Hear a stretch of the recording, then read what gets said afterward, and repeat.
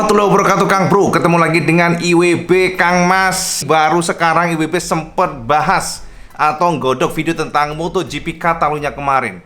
MotoGP yang membuat kita rica. Ini adalah sebuah insiden Pecco Bagnaia, membuat semuanya shock asli, Cak. Jadi kalau sampai membongkar mengenai para komen dari pembalap MotoGP, semuanya sangat ngeri. Sebab sedikit saja ketidakberuntungan datang pada Pecco, maka nama Pecco bisa saja Catalunya adalah balapan terakhirnya. Berdasarkan pengalaman masa lalu, di mana ketika pembalap dihantam atau ditabrak oleh pembalap lainnya, maka biasanya akan sangat fatal kondisinya. Dan kemarin kita harus akui bahwa Pecco Bagnaia, sekali lagi, bahkan Pecco pun mengatakan dia sangat beruntung. I'm super lucky.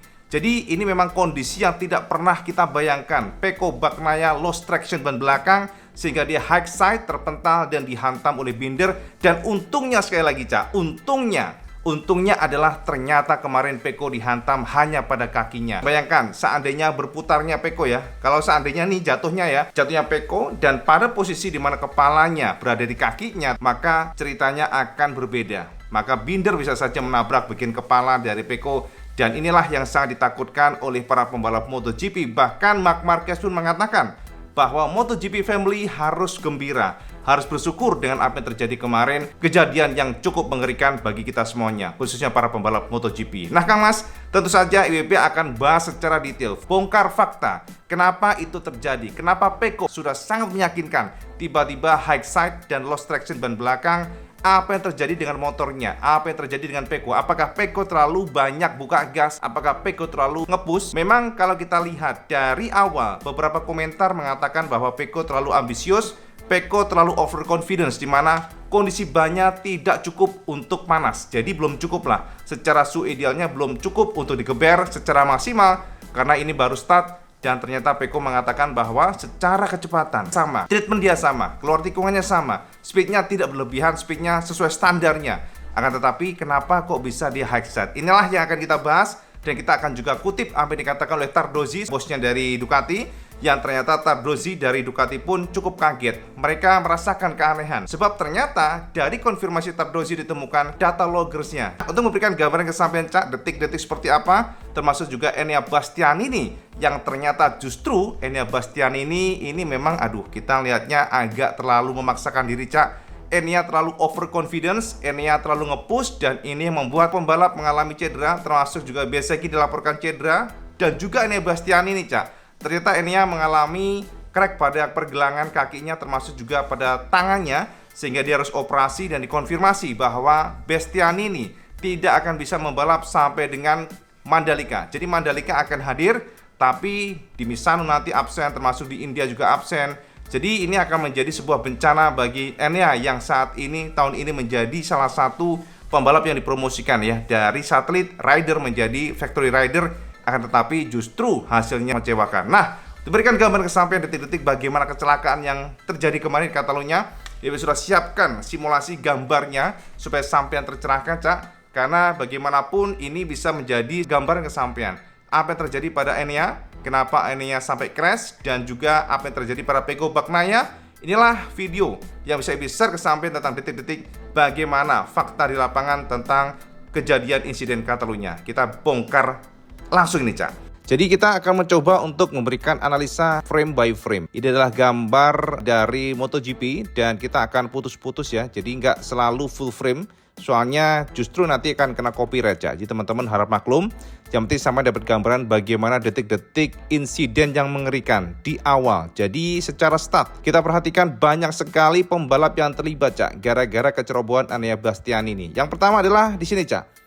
Saya bisa intip di area sebelah kiri ini, posisi dari Enea Bastianini, Cak. Ini ada Marquez pula di sini. Jadi sebenarnya posisinya di awal itu sejajar dengan Marquez. Justru malah mungkin Marquez agak ke depan. Tetapi ternyata pada saat mendekati tikungan justru berbeda, Cak. Nah, kita lihat di sini. Nah, yang paling parah ini Jorge Martin nih, Cak. Kita lihat Martin di sini. Dan yes, kita lihat di sini Martin dan nih. Dari sini dia membabat ke kiri.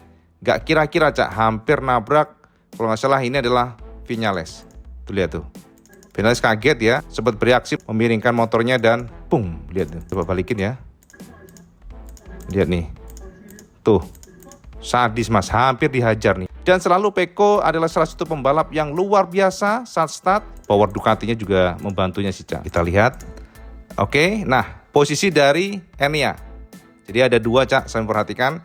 Yang Enea Bastianini di sini tadi Martin sempat, tapi kita buang dulu. Kita nggak akan fokus kepada Martin, tapi kita fokus pada Enea. Yang ternyata secara posisi sudah di depan Marquez ya jaraknya. Dan lihat nih. Yes. Dia nge-push banget, lead brake banget dari dalam. Dan ini yang membuat celaka, Cak. Dia sudah dekat banget dengan posisi Zarco dari sini. Dan bisa kita bayangkan ya, dengan kecepatan yang luar biasa, speednya lebih tinggi dibandingkan dengan Marquez yang posisinya pun di luar ya. Artinya secara racing line, Marquez lebih aman, Cak. Karena memang racing line ini pada saat belok ke kanan harusnya memang di luar. Tapi kita perhatikan di sini Enea cukup ceroboh dengan kecepatan yang sangat tinggi. Dia masuk dari dalam. Dan inilah yang membuat banyak lost traction. Nah, seperti ini. Dan dia sudah sangat mepet dengan posisi dari Zarco. Dan yes. Boom. Dia nggak bisa mengendalikan motornya. Dan celakanya adalah banyak sekali pembalap yang di sini. Dan ada Bezzecchi di sini pula. Menghantam. Ya kan? Tuh. Ada berapa pembalap nih? Alex Marquez. Dan yang di belakangnya lolos. Seperti ini, lihat nih. Yes, ini posisi dari Enea. Adalah proses evakuasi dan kita lihat di sini, Cak. Bezzecchi, Zarco, Alex Marquez menjadi korban dari Bastianini. Ini rekamannya lainnya ya. Betapa semerawutnya posisi dari para pembalap di sini dan kita lihat bahwa sebenarnya Bezzecchi itu jauh banget posisinya, Cak, di sini, Cak. Yes, ini masuk. Nah, ini dia. Ini posisi dari. Nah, ini memang kalau kita perhatikan selamat nih. Espargaro selamat nih, Cak. Tuh. Seng. Nyaris ya kena tuh. Ya kan? Jadi setelah jatuh menghantam Alex Marquez dulu ternyata dan Johann Zarco kena, hantam bagian atasnya. Jadi informasi memang kakinya, Cak, yang kena sehingga dia cedera saat ini. Posisinya dan Fabio Di Giannantonio juga kena di sini. Crash. Luar biasa ya. Insiden ini maka dipastikan ada dua pembalap yang cedera, yakni Bezzecchi dan juga Enea Bastianini. Jadi itu tadi detik-detik dari crash Enea Bastianini yang dipastikan Enea diganjar hukuman penalti oleh Film Stewart. Sekarang kita coba intip apa yang terjadi dengan Pecco Bagnaia. Kenapa Pecco bisa high side dan bagaimana detik-detik mengerikannya Pecco Bagnaia yang bisa saja merenggut nyawanya. Ini dikonfirmasi oleh para pembalap yang cukup ngeri ya. Mengerikan bagi mereka melihat di depan mata kondisi Pecco yang terpelanting dan jatuh di aspal kemudian dihantam oleh Binder. Dan Binder pun mengatakan dia nggak bisa berbuat apapun karena secara refleks semuanya sangat cepat dan tiba-tiba ada Pecco di aspal. Dia sudah membanting ke kanan tapi tetap kena kakinya. Lihat ya. Jadi posisi dari Pecco sini, Cak. Ini sudah tidak lazim, Cak. Jadi sudah ada indikasi dia memang slide. Posisi dari ban belakangnya sudah berada geser ke kanan, Kang Mas. Ya, jadi kalau kita perhatikan seperti ini. Nah, dia sudah slide. Posisi dari motornya sudah di belakang. Posisi dari ban belakangnya sudah berada di kanan. Dan ini sesuatu hal yang tidak disukai para pembalap. Karena biasanya pada saat dia lost traction ban belakang dengan posisi seperti ini maka akan ada yang namanya high side. Karena pembalap akan terpelanting seperti ketapel. Yes, ini pada saat seperti itu, maka motor akan tegak kembali dan ban akan mendapatkan grip di aspal. Di saat itulah motor akan terpelanting. Yes, akan menendang atau melontarkan pembalap ke udara. Dan yes, ini yang mengerikan, Cak. Terpelanting ke udara dengan kecepatan yang sangat tinggi, jatuh terbanting dari atas ke bawah itu sudah sesuatu hal yang mengerikan bagi kita. Tapi saking bagusnya airbag dan juga racing suite maka ternyata pembalap aman. Akan tetapi yang menjadi kendala dan yang sangat mengerikan adalah ketika pembalap ditabrak oleh pembalap di belakangnya karena biasanya tidak akan bisa bertahan, Cak. Banyak sekali pembalap seperti Tomizawa, Marco Simoncelli dan juga beberapa pembalap lainnya yang meninggal gara-gara dihantam motor di belakangnya dan tidak ada satupun racing suite yang mampu menahan itu, Cak. Kita lihat sekarang. Seperti ini, dia terpelanting, berputar, posisinya berputar. Nah, ini, Cak, yang masih kita bilang lagi sekali lagi sangat beruntung posisi dari Pecco Bagnaia itu sampai terbata-bata ngomongnya, saking ngeri juga ya, benar-benar Masya Allah nih. Menegangkan kalau kayak gini, dengan kondisi yang sangat riuh ya. Di belakang ini banyak sekali pembalap kecepatan tinggi dan berbelok. Biasanya secara view mereka terbatas sehingga semuanya akan sangat cepat terjadi. Tetapi pada saat kepala di posisi sebelah kiri ya, seperti ini binder di sini, tiba-tiba dia berputar, Cak. Jadi Pecco berputar, Kang Mas. Untungnya Pecco berputar, dan di sini Marquez termasuk Alex Espargaro reaksinya bagus sekali karena mereka langsung melempar ke kanan ya. Nah, ya kan? Seperti ini posisinya, dan ini Binder berusaha untuk membanting motornya ke kanan. Sekali lagi membanting, kelihatan dari postur tubuhnya, akan tetapi tidak bisa berbuat apapun karena motornya langsung menghantam kaki Pecco. Dan lihat nih, ban belakangnya sampai ke atas, artinya dia seperti menghantam sesuatu yang keras pada kecepatan tinggi, dan inilah membuat motornya juga rusak. Yes, kebanting, berputar, bukan kepalanya kena kakinya, dan yes, dia masih berputar-putar Pecco. Aduh, ngilu, Cak, asli ngilu, Cak. Dan Binder juga crash gara-gara ini pula. Ya, lihat nih motornya di situ Binder. Yes. Jadi ini kondisi Pecco yang kesakitan. Awalnya kita berpikir apakah ada patah kakinya, karena kecepatan sangat tinggi, dia merasakan kesakitan. Respon dari Martin bagus banget, lihat nih ya. Dari sini kita lihat ya, Martin langsung banting ke kanan. Wush, ya kan? Wah, kalau enggak EWP nggak bisa bayangin deh. Kalau kena kepalanya Kang Mas, atau lehernya, kayak Marco Simoncelli ya waktu itu ya. Detik-detik yang mengerikan sekali. Ini Martin, posisi Jorge Martin ya. Dia ngeliat dari depan banget bagaimana posisi dari Pecco yang rebah ke kiri dan tiba-tiba slide. Yes, nah terpelanting seperti ini. Jadi kelihatan dari jejak motornya depan mata, dan langsung banting ke kiri dia. Nah, Kang Mas, wis jelas ya. Jadi bisa kita simpulkan memang secara apapun itu Pecco Bagnaia di luar dugaan, kejadian yang memang tidak pernah dibayangkan. Sebab Pecco merasa secara kecepatan motornya tetap sama, lean angle-nya sama, akan tetapi Pecco memang mengakui bahwa pada saat warm up lap dia merasa suhunya termasuk lambat untuk panas. Dan ini menjadi salah satu PR Ducati untuk menyelidiki, sebab Tardozzi pun mengatakan secara gamblang bahwa mereka menemukan indikasi ada ketidakberesan pada motor, akan tetapi mereka akan mencoba untuk membongkar dulu dari data telemetri dan lain sebagainya, dan mereka akan memberikan konfirmasi pada saat tes Misano nanti. Nah, teman-teman semuanya, untuk memberikan gambaran kesampaian apa yang dikatakan Tardozzi, jadi ini adalah beberapa interview Tardozzi yang memberikan konfirmasi. From Pecco that luckily he has nothing, just sore but nothing broken. So we really cross the finger to have him in Misano next week. While the problem is for Enea, that he has he will need to have a surgery tomorrow in Italy, in the Modena hospital. He has a broken ankle and I broke the finger, both in the left side.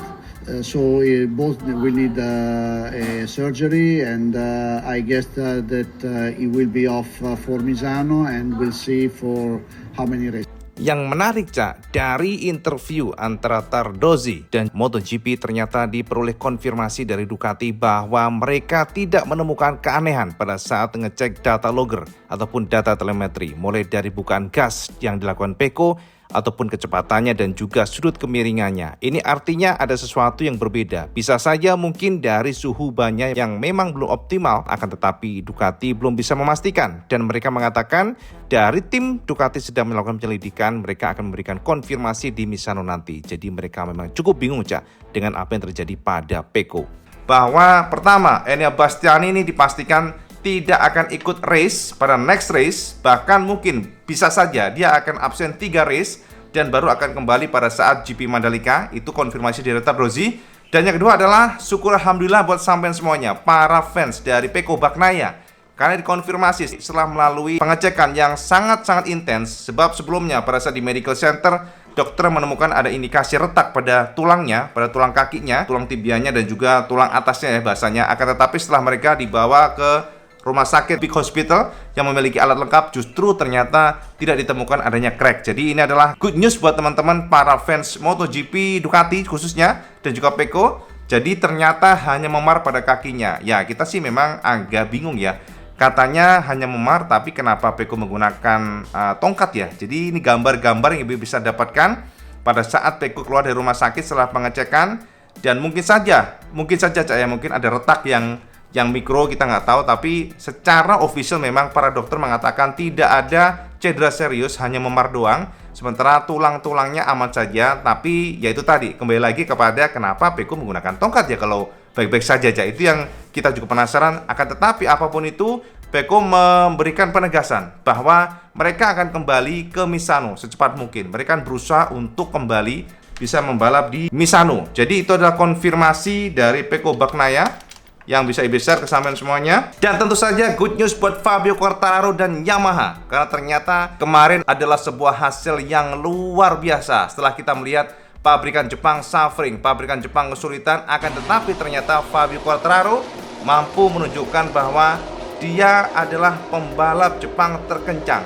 Jadi informasi yang bisa WB dapatkan dari sekitar pedok, ternyata Fabio Quartararo itu kencang gara-gara menggunakan sayap lama, Cak. Jadi paket yang lama, motor lama. Jadi settingan yang digunakan oleh Fabio kemarin menggunakan settingan dari versi sebelumnya tahun kemarin. Dan ternyata juga mereka menggunakan wing atau sayap yang lebih kecil, mulai dari distribution weight-nya, geometri menggunakan data di tahun kemarin. Tetapi engine-nya masih engine yang baru pastinya, dan ternyata reaksi yang diberikan cukup baik. Akan tetapi mungkin akan balik lagi menggunakan wing yang besar pada saat di Misano. Jadi konfirmasi dari Fabio demikian. Nah, kemudian Kang Mas bisa kita konfirmasi juga bahwa Stephen Bradl akan mendapatkan wildcard dari Honda yang akan turun di Misano. Jadi diharapkan nanti Stephen Bradl akan ngetes beberapa komponen di hari Senin. Jadi setelah race nanti memang akan ada tes Misano, dan Marquez pun mengatakan bahwa dia sangat berharap Honda nantinya membawa engine yang benar-benar baru, sebuah motor yang baru, sosok baru untuk senjata tahun depan. Bisa meyakinkan Marquez adalah di hari Senin nanti. Jadi ini adalah salah satu ambisi Honda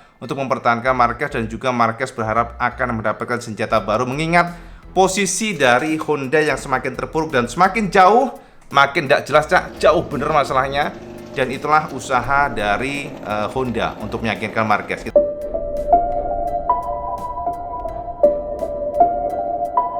Espargaro kemarin bisa menang karena memang kita bisa pastikan ternyata Maverick Vinales mendapatkan problem dengan ban depannya. Jadi ban depannya hancur, walaupun mungkin semua pembalap saat kemarin ini rata-rata hancur bannya, akan tetapi memang damage atau kerusakan tire atau ban dari Vinales luar biasa, sehingga pada akhirnya 3 lap terakhir Alex Espargaro mampu menyalip. Dan Alex memang mengatakan dia mencoba untuk memanage bannya, dia mencoba untuk menahan semuanya agar bisa attacking di akhir-akhir lap, dan ternyata strategi ini berhasil, di mana Maverick Vinales kehilangan traksi ban depan, dan pada akhirnya Alex Espargaro bisa melakukan dengan sangat baik. Jadi luar biasa buat Aprilia yang mampu menjadi pabrikan dengan raihan yang luar biasa. Sebuah histori bagi Aprilia karena baru pertama pabrikan ini berhasil menempatkan pembalapnya podium 1-2 untuk pertama kali di kelas Premier atau kelas MotoGP. Jadi ini sebuah sejarah bagi Aprilia. Nah, kemudian Kang Mas, nextnya adalah konfirmasi dari Joan Mir. Jadi Kang Mas